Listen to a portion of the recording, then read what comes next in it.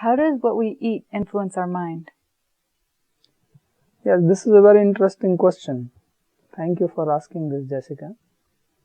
Because food plays a very important role in influencing the mind, which unfortunately at present people do not know or understand it.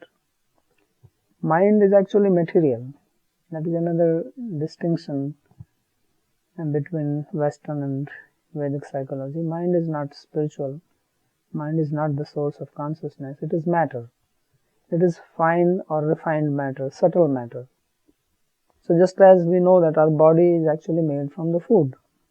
Child is born and then grows up by eating food. In fact, is conceived and growing inside the womb of the mother by eating the food. So mind also develops from the food and it gets influenced by the food.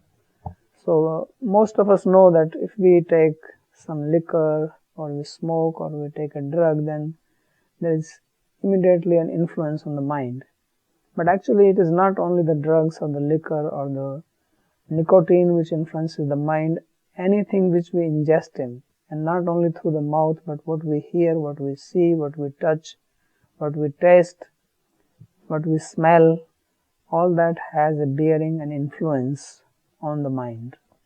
So if the food is not of very good quality, because food also has its nature, then that food is also going to have a negative influence on the mind. In Japan, some time back, there was a scientist. He studied the effect of thoughts on water, and he scientifically proved that how good thoughts make very beautiful crystals in the water, and if you have negative thoughts or negative energy in the mind, then it influences the water to make crystals which were like not very organized or zigzag. So that is mind influencing the water.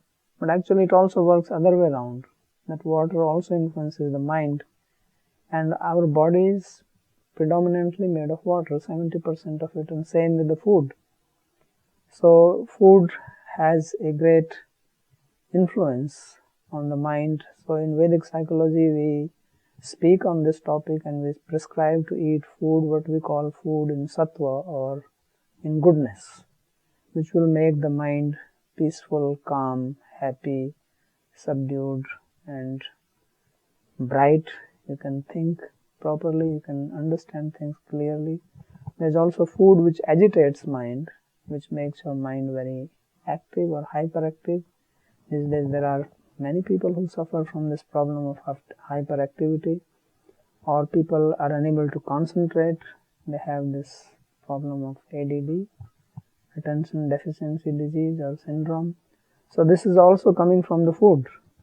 And when I say food, it is not just what we eat, but also other things which are going inside. So Vedic psychology actually describes all these things.